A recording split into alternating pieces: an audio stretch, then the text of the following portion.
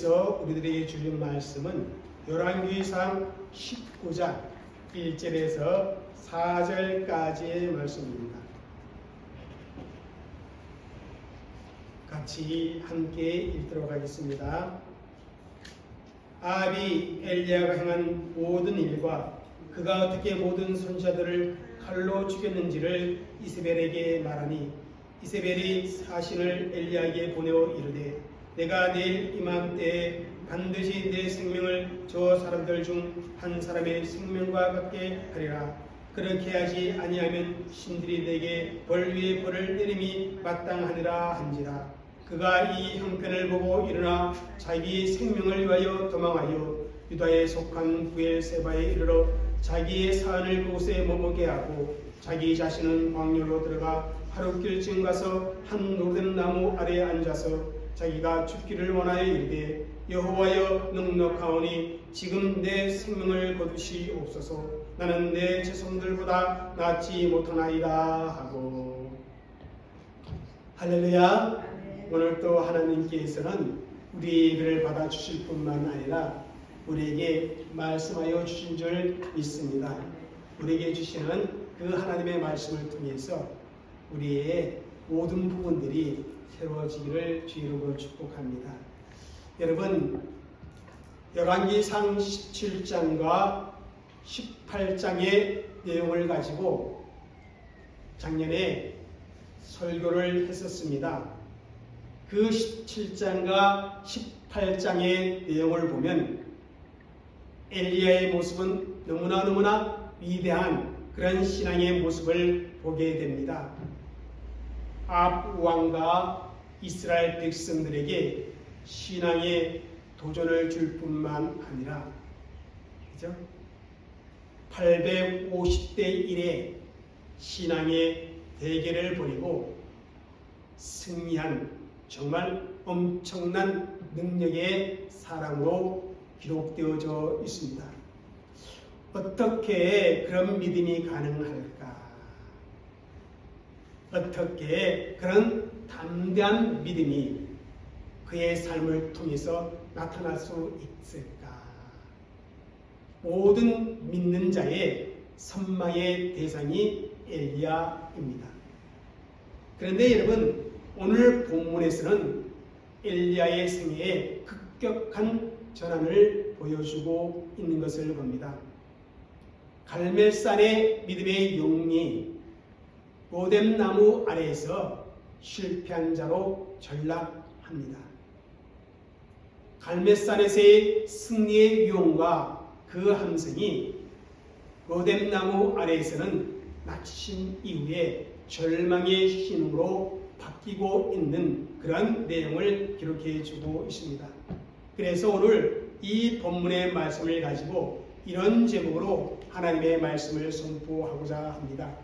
낙심하게 되는 이유. 엘리야가 자기가 바라던 일이 이루어지지 아니하여서 마음이 맥이 풀리고 마음이 상하여 절망하게 된 이유가 도대체 무엇인가? 그 이유를 발견함으로 말미암아 우리도 낙심될 위기 상황 속에서 낙심이 아니라 승리하는 자가 되어지기를 소망해봅니다. 먼저 우리 18장 마지막 46절을 읽겠습니다. 시작. 여호와의 능력이 엘리야에게 임하니 그가 허리를 동이고 이스라엘로 들어가는 곳까지 앞에서 달려갔더라. 하나님의 능력이 엘리야에게 임하자 마차를 타고 달려가는 아합 왕보다 더 빨리 이스라엘에 도착할 수 있었음을 기록하고 있습니다. 여러분, 하나님의 능력이 임하여 빗속을 달리는 엘리야의 마음속에는 승리와 한의로 가득 차 있었을 것입니다. 비록 3년 6개월 고난의 세월을 보냈지만 그동안 까마귀를 통해 떡과 고기를 공급하시고 사르밧 가부의 집에서는 가루와 기름이 떨어지지 않는 하나님의 능력과 도움을 경험했습니다. 사르밧 가부의 아들이 죽었을 때는 하나님께서 다시 살리는 그 경험을 했고, 갈멜산 대결에서는 여호와의 불이 임하는 그런 하나님의 역사로 정말 전적으로 불리한 상황에 승리를 거두었습니다. 그리고 고대했던 비가 기도의 응답으로 내리고 있는 중입니다. 그동안에 우상 숭배를 다 물리치고 우상들의 신전을 다 해파시켜버리고 백성들도 다시 한번 여호와의 신앙으로 돌아오리라는 그러한 설레는 마음을 가지고 달렸을 것입니다. 이제 여호와 하나님 나라를 재건하는 것은 시간 문제라, 그렇게 기대를 가지고 이스라엘로 달렸을 것입니다. 그런데 여러분, 이게 웬일입니까? 엘리야를 기다리고 있었던 것은 생명의 위협이었고 변한 것은 아무것도 없었습니다. 아합 왕은 전혀 회개하지 않았고 우상 숭배의 원인 이세벨의 심화폭 속에 숨어버리는 나약함과 불신앙의 모습을 보여주었습니다. 한번 여러분 1절을 읽겠습니다. 아합이 엘리야가 행한 모든 일과 그가 어떻게 모든 선자를 칼로 죽었는지를 이스라엘에게 말하니, 아합은 바알 선자들이 어떻게 엘리야에게 패했는가, 그리고 어떻게 죽임을 당했는가, 그러한 사실을 자기 아내 이세벨에게 말해줍니다. 여러분, 아합이 지금 아내에게 그러한 이야기를 하는 것, 그죠? 그냥 단순히 지나간 일을 회상하며 이야기하는 것이 아닙니다. 이거는요, 전쟁에서 패배한 신하가 왕 앞에 쩔쩔매며 전쟁의 결과를 보고하는 것과 같습니다. 왜냐하면 열왕기상 21장 25절을 읽어보겠습니다. 예로부터 아합과 같이 그 자신을 팔아 여호와 앞에서 악을 행한 자가 없음은 그를 그의 아내 이세벨이 충동하였습니다. 여러분, 그를 그의 아내 이세벨이 충동하였습니다. 무슨 말이겠습니까? 아합은 이스라엘에게 꽉 잡혀 살았다는 그런 의미입니다. 그래서 아합은 이스라엘의 치마폭 속에서 바알과 아세라를 열렬히 섬기는 그러한 왕이 되었던 것입니다. 그런데 여러분, 지금의 상황은 그렇지가 않습니다. 아합이 이스라엘에게 붙들려 있어야 할 상황이 아닙니다. 국가적으로 신앙적인 결단이 필요한 그런 시간이었습니다. 지금까지 이스라엘에게 붙들려 아세라를 섬겼고 바알을 섬겼지만 이제는 아내에게 해결을 촉구하고 신앙의 결단을 강력하게 권해야만 했습니다. 왜냐하면 국가적인 환란의 중심에 뭐가 있었습니까? 자기들이 있었기 때문에 그렇습니다. 여호와 하나님을 섬기지 아니하고 바알과 아세라 신을 섬겼기 때문에 그러한 결과가 왔다는 사실을 아합은 경험을 했었습니다. 그러나 아합은 그러한 하나님의 역사를 보고도 정신을 제대로 차리지 못했던 겁니다. 이런 아합의 모든 말을 들은 이세벨은 그 강포한 성질에 분노를 일으킵니다. 정말 새끼를 빼앗긴 그 암사자가 분노하는 것처럼 즉시 엘리야에게 뭡니까? 사신을 보냅니다. 그리고 2절에 이렇게 말합니다. 한번 읽겠습니다. 시작. 이세벨이 사신을 엘리야에게 보내어 이르되 내가 내일 이맘때에 반드시 내 생명을 저 사람들 중 한 사람의 생명과 같게 하리라. 그렇게 하지 아니하면 신들이 내게 벌 위에 벌을 내림이 마땅하니라 한지라. 갈멜산에 그 여호와의 불이 임한 그 역사와 가뭄 이후에 비가 내리는 것을 보고도 아합의 마음은 변하지 않았고 완악한 이스벨의 마음은 분노로 충만했습니다. 이스라엘의 국교로 여호와의 예배를 없애버리고 바알 숭배를 제도화하는 것이 실패로 돌아갈까봐 이스라엘은 엘리야를 반드시 죽여야겠다, 그러한 생각을 했습니다. 그렇지 못하면 이 이스라엘에서 쫓아내야겠다, 그러한 마음을 가지고 있었습니다. 그래서 이스라엘은 엘리야를 죽이겠다고 협박을 합니다.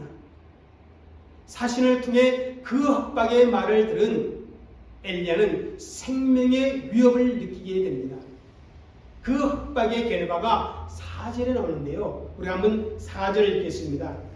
자기 자신은 광야로 들어가 하룻길쯤 가서 한 로뎀나무 아래에 앉아서 자기가 죽기를 원하여 이르되 여호와여 넉넉하오니 지금 내 생명을 거두시옵소서. 엘리야는 자기 기대대로 되지 않으니까 낙심하여서 자기 생명을 위해 어디로? 광야로 도망을 칩니다. 그리고 광야에 있는 로뎀나무 아래에 앉아서 하나님께 죽기를 자청하고 있는 그런 엘리야의 모습을 기록하고 있습니다. 여러분, 여호와의 능력이 엘리야에게 임하며 라는 이 표현과 로뎀나무 아래에 앉아서 죽기를 원하여 이르되, 그 표현을 한번 비교해 보시기를 바랍니다. 참 대조적이지 않습니까? 여호와의 능력으로 인해 앞서 달렸던 개선의 장수가 패전의 무리 중 한 여자, 그 말 한마디에 두려움과 절망스러움을 견디지 못해 어떻게 합니까? 죽기를 자처하고 있다는 것입니다.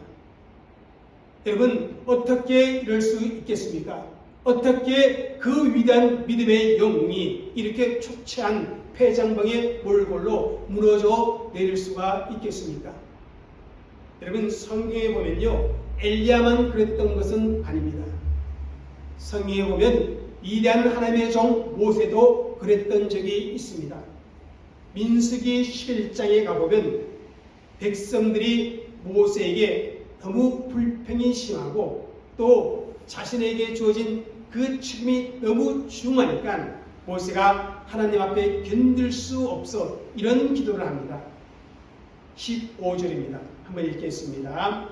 구하옵나니 내게 은혜를 베푸사 즉시 나를 죽여 내가 고난 당함을 내가 보지 않게 하옵소서. 모세도 죽고 싶을 만큼 절망에 빠져 죽기를 하나님께 기도했다는 것입니다. 여러분, 엘리야와 모세는 어떤 사람입니까? 신약에서 여러분, 율법과 선지자는 그런 표현이 나옵니다. 그 표현은 구약을 의미해주고 있습니다. 베네산 위에 율법을 대표하는 모세와 또한 선지자를 대표하는 엘리야가 나타납니다. 그래서 예수님이 구약의 예언대로 오신 하나님의 아들이심을 증언해 주고 있습니다. 이렇게 엘리야는 모세와 함께 구약을 대표하는 하나님의 사람이었습니다.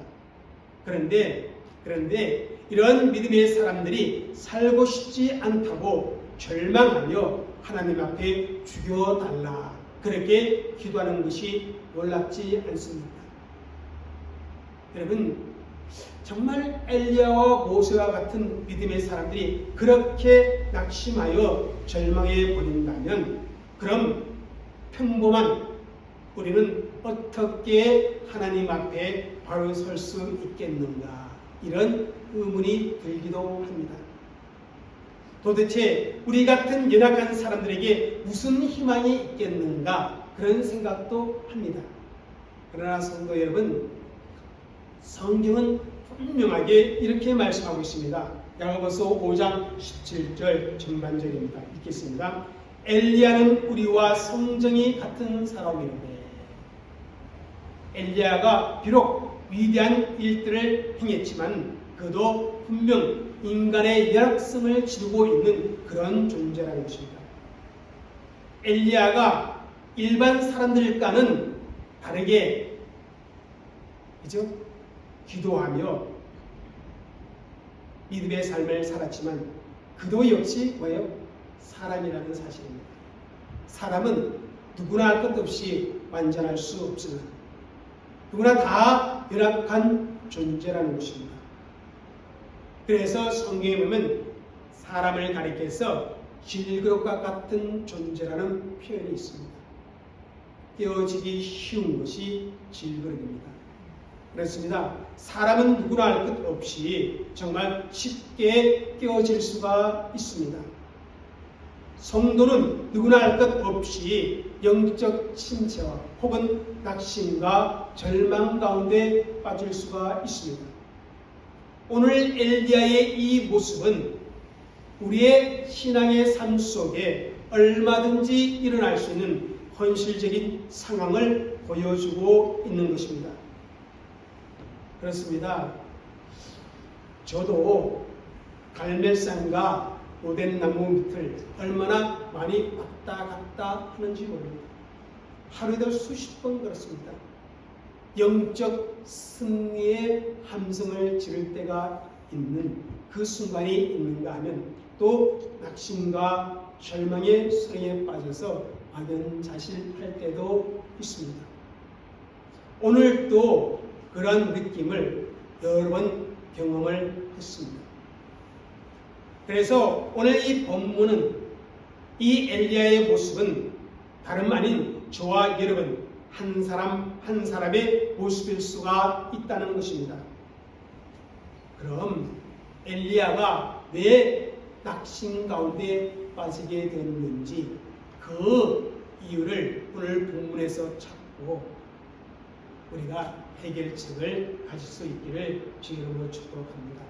첫째는 이것입니다.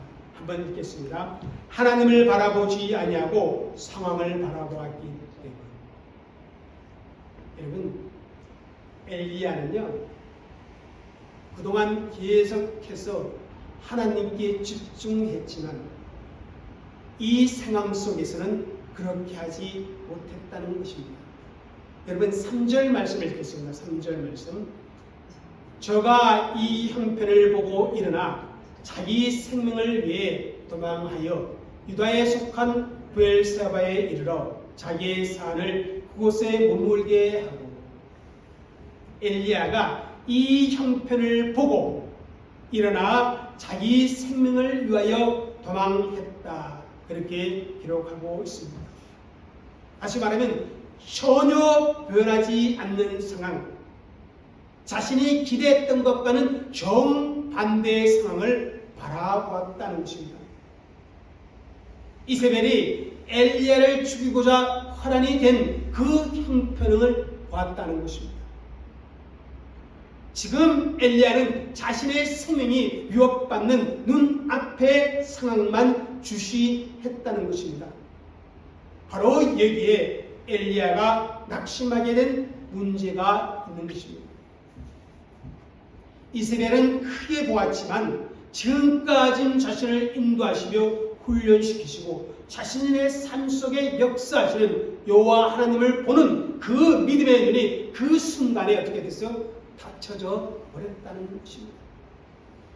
마땅히 바라봐야 할 하나님을 믿음의 눈으로 바라보지 못하고 있었다는 것입니다. 여러분, 엘리야는요 문제는 왔지만 하나님은 보지 못했습니다. 그리스 시내가에 있을 때 까마귀를 보내어 떡과 고기를 공급하여 주신 그 하나님, 사르밧 가브의 집에서 가루와 기름이 끝이지 않게 하셨던 그 하나님, 갈멜산에서 자신의 간구에 응답하여 여호와의 불을 내리셨던 그 하나님, 극심한 가문 속에 자신의 간절한 기도를 들으시고 응답해 큰 비를 내려주신 그 하나님, 그 하나님을 바라보아야 할 그 시점에 엘리야는 그것을 바라보지 아니하고 그 형편을 바라봄으로 말미암아 낙심과 좌절의 자리에 떨어지게 되었다는 것입니다. 여러분, 아더 핑크 목사님은 엘리야를 논하다 그런 책을 썼는데 그 책에서 이런 이야기를 합니다. 왜 위대한 하나님의 사람이 실족하여 넘어진 것입니까? 왜 위대한 선지자가 그렇게 쉽게 무너져 내린 것입니까? 그러면서 답을 뭐라고 말해주냐면 그것은 바로 그가 하나님을 향한 시선을 잃어버리고 눈에 보이는 상황만 바라보았기 때문이었습니다. 그렇게 말을 하고 있습니다. 그렇습니다. 비록 생명의 위협을 느끼는 절박한 위기의 형편일지라도 만일 엘리야가 자신과 함께 하시는 여호와 하나님만 바라보았다면 낙심하지 않을 수가 있었다는 것입니다. 그런데 하나님을 바라보지 못하고 상황을 바라보았기 때문에 낙심하여 도망치게 된 것입니다. 성도 여러분, 하나님의 사람들은 어떠한 형편에서도 환경을 넘어서 계시는 여호와 하나님을 바라보는 영적인 눈이 필요하다는 사실을 반드시 기억해야 합니다. 주님을 바라보지 아니하고 상황만 주시하게 된다면 우리는 우리 앞에 닥친 위기의 상황 속에서 그 위기를 이겨내지 못하고 낙심과 절망의 깊은 늪에 빠질 수 없음을 엘리야는 우리에게 보여주고 있습니다. 여러분, 홍해 바닷가 앞에서 우왕좌왕하며 모세를 원망하며 부르짖었던 이스라엘 백성들을 한번 생각해 보시길 바랍니다. 왜 그들이 그렇게 두려워하며 울부짖고 모세를 향해 원망했겠습니까? 여러분, 출애굽기 14장 10절입니다. 읽겠습니다. 시작. 바로가 가까이 올 때 이스라엘 자손이 눈을 들어 본즉 애굽 사람들이 자기들 뒤에 이르니라. 이스라엘 자손이 심히 두려워하여. 이스라엘 백성들은요, 넘실거리는 홍해의 물결과 뒤에 쫓아오는 바로의 군대를 바라보았습니다. 10가지 재앙으로 애굽을 심판하고 자신들을 애굽에서 나올 수 있도록 능력을 베풀어 주신, 그 기적을 베풀어 주신 하나님을 믿음의 눈으로 바라보지 못했습니다. 그 결과 애굽에 매장지가 없어서 우리를 여기까지 끌고 와서 여기에서 죽게 하는가, 그렇게 원망하며 불평을 했다라는 것입니다. 여러분, 지난주에 말씀을 드렸던 베드로를 한번 생각해 보시기를 바랍니다. 오라는 그 명령, 주님의 말씀을 듣고 베드로는 크게 일렁이는 그 물결 위에 뛰어내렸습니다. 그리고 주님을 바라보며 물 위를 걸었습니다. 그런데 그가 주님께 집중해야 할 시선을 집중하지 못하고 바람을 보고 무서워하자 그의 몸이 바닷속에 빠져들어갔던 것입니다. 여러분, 엘리야만 그렇습니까? 홍해 바다 앞에 이스라엘 백성만 그렇습니까? 베드로만 그렇습니까? 오늘 저와 여러분도 이런 모습은 아닙니까? 상황 속에서 그 상황만 바라보면 두려움이 생기고 그 상황 속에 빠져들 수밖에 없습니다. 그러므로 전능하신 하나님을 믿음의 눈으로 바라보아야 합니다. 여러분, 예수 믿는 사람은 어떤 사람입니까? 여러분, 그리스도인은 어떤 사람입니까? 사람을 보고 형편을 보고 분위기를 보고 살아가는 사람들이 아니라는 것입니다. 앞서 가신 주님을 바라보고 예수님을 바라보고 그리스도를 바라보고 그분을 따라가는 사람이 그리스도인입니다. 그래서 우리는 그리스도를 따르는 사람, 그리스도에게 속한 사람이라는 그런 의미의 그리스도인이나 그렇게 불려지고 있는 것입니다. 그래서 정말 우리에게 필요한 기도는 주님, 내가 언제나 나의 시선이 하나님께만 머물 수 있도록 도와주옵소서. 그러한 기도가 필요한 것입니다. 여러분, 복음을 전하다가 돌에 맞아 죽은 스데반 집사님을 한번 생각해 보시길 바랍니다. 돌에 맞아 고통스럽게 죽어가는 그 억울하고 그 비참한 상황 속에서도 스데반은 하나님을 원망하지 않습니다.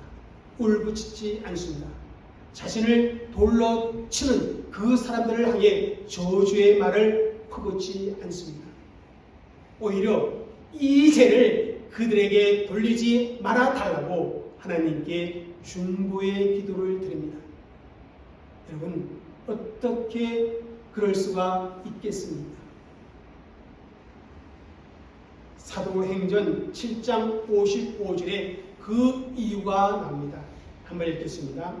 스데반이 성령 충만하여 하늘을 우러러 주목하여 하나님의 영광과 및 예수께서 하나님 우편에 서신 것을 보고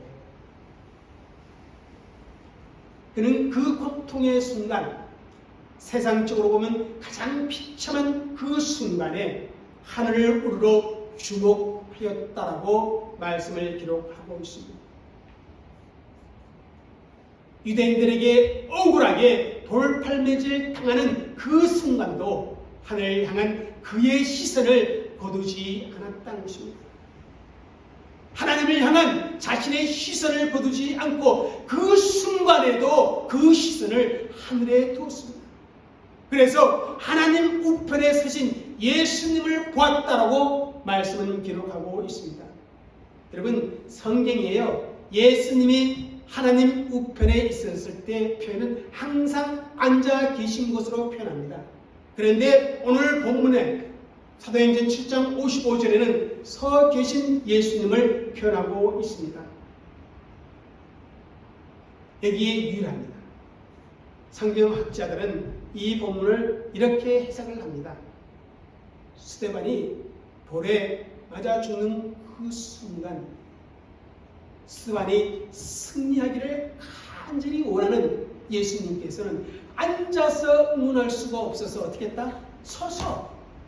우리도 그랬잖아요, 그죠? 막 응원이 격렬해지면 나도 모르게 서서 막 온 힘을 다해 응원하잖아요.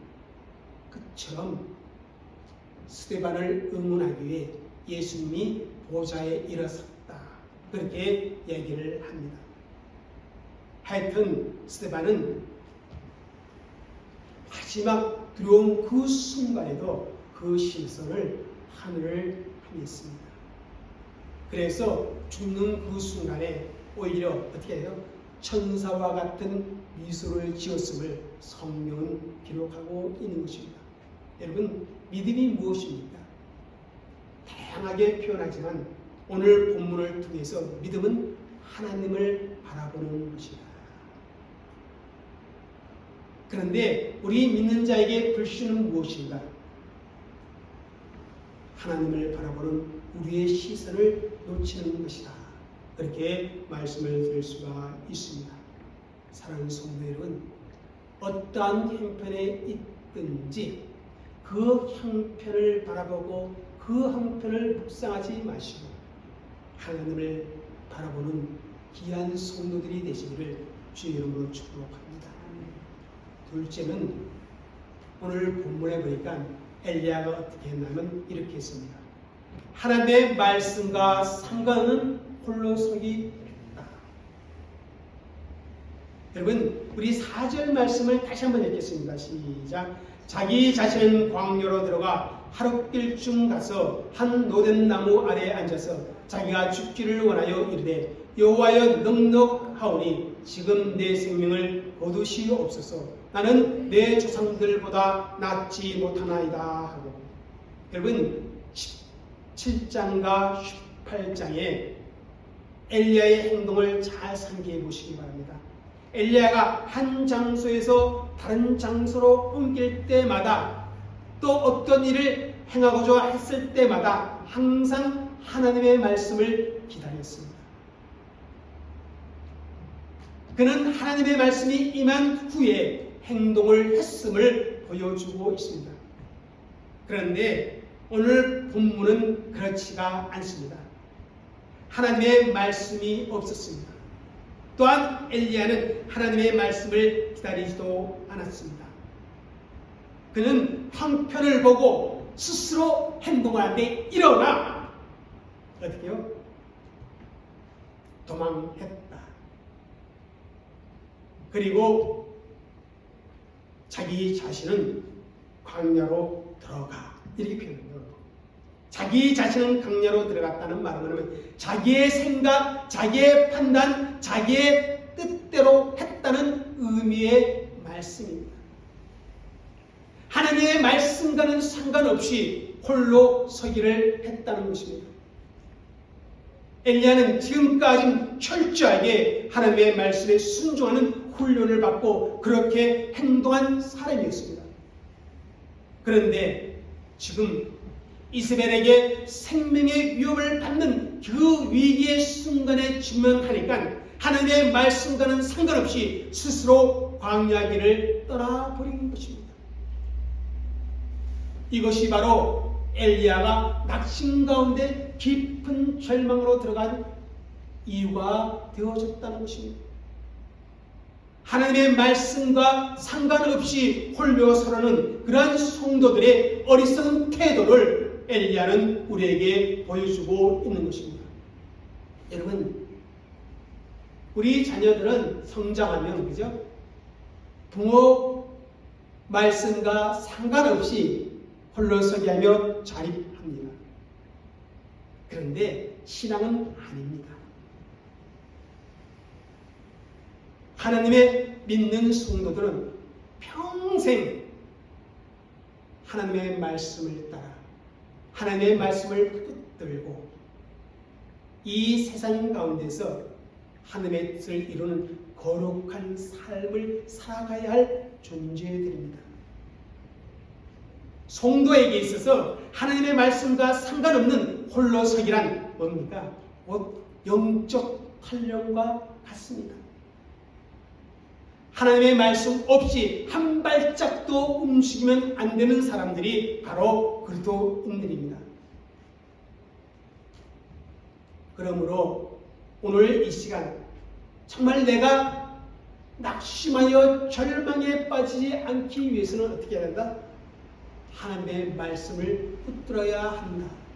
하나님의 말씀에 더 세심하게 귀를 기울여야 한다는 것을 보여주고 있습니다. 그렇다면 하나님의 말씀과 상관없이 홀로 서기 하는 인간의 모습은 어떻게 되어진 줄 아십니까? 오늘 본문에 보니까요, 첫 번째 이런 모습을 보여줍니다. 밑바닥까지 내려가는 인생이 된다는 그 사실을 보여주고 있습니다. 여러분, 엘리야가 도망간 그 지역을 3절에 보니까 부엘세바입니다. 부엘세바. 여러분, 부엘세바는 어디예요? 남쪽 유다 나라 지역입니다. 지금 북쪽 이스라엘 나라의 이스라엘이라는 지역에서 남쪽 부엘세바까지 도망을 칩니다. 부엘세바는요, 이스라엘에서부터 약 142km 떨어진 아주 이스라엘의 유다의 제일 밑지역입니다. 근데 엘리야는 그것도 모자라서 어떻게 합니까? 거기에다 사활을 두고 자기는 하룻길쯤 더 광야 깊은 곳으로 들어가 버립니다. 그 결과 엘리야는요, 영적 귀가가 고통의 현장에 내몰리게 됩니다. 건조하고 목마른 그 광야가 영적 탄령의 그 사람의 거처가 되어져 버린 것입니다. 여러분, 이스라엘 사람들은 어떻게 지내고 있어요? 하나님께서요, 비를 내려주심으로 말미암아 갈증을 해소하고 있었습니다. 그러나 비가 내기를 그토록 소원했던 엘리야는 지금 어떻게 해요? 광야에서 목말라 하고 있다는 사실입니다. 이것이 바로 하나님의 말씀과 상관없이 홀로 서기 하겠다는 영적 발명자의 종착역이라는 것입니다. 여러분 그렇습니다. 하나님 말씀과 상관없이 내가 홀로 선다면 그것은 내 인생의 밑바닥까지 내려가게 된다는 사실을 기억하셔야 합니다. 그리고 하나님의 말씀과 상관없는 홀로 서기는 이런 결과가 가져옵니다. 한번 읽겠습니다. 판단력이 두라여지고 일관성이 없게 된다. 여러분 엘리야는요 살기 위해 도망을 쳤습니다. 그런데 도망간 큰 자리에서 엘리야는 뭐합니까? 죽기를 기도하고 있는 것을 봅니다. 죽기를 원하여 이르되 내 생명을 거두소서. 살기 위해 도망친 자가 죽기 위해 기도한다는 참 이해할 수 없는 그런 장면을 보여주고 있습니다. 이것은 하나님의 말씀과 상관없이 스스로 행동하는 그런 사람들의 일관성 없는 혼란스러운 모습을 보여주고 있습니다. 말씀 없이 자기의 생각이나 판단을 쫓으면 어떻게 됩니까? 일관성이 없는 우스운 모양새를 갖게 된다는 사실을 엘리야는 우리에게 보여주고 있습니다. 마지막으로 하나님 말씀 상관없이 홀로 서면 결국은 이렇게 됩니다. 절망의 늪에 빠지게 됩니다. 여러분 이세벨로 인하여 엘리야가 죽음의 자리에 이른 것이 아니라 스스로 하나님을 바라보지 않고 하나님의 말씀을 쫓지 않고 자기 뜻대로 자기 생각대로 자기 결단대로 움직이자 죽음의 자리에 이르게 된 것입니다. 이것이 바로 하나님과 상관없이 행동하는 그런 사람들의 결론을 우리에게 보여주고 있습니다. 사랑하는 성도 여러분, 그러므로 우리는 어떤 옳은 상황에 있다 할지라도 하나님을 바라보는 그 신앙의 눈을 거두지 마시고 하나님의 말씀을 기다리며 그 하나님의 말씀을 붙드시기를 주의 이름으로 축복합니다. 어떤 상황 속에서 그 상황 속에 넘어 계시는 나의 하나님이 계시다는 그 사실, 그리고 그 하나님은 말씀하시는 하나님이라는 사실을 잊지 마시고 위기의 상황에 낙심과 절망의 자리에 가는 것이 아니라 그럼에도 위로와 소망의 자리로 나아가는 저와 여러분이 되어주시기를 주의 이름으로 축복합니다. 기도드리겠습니다.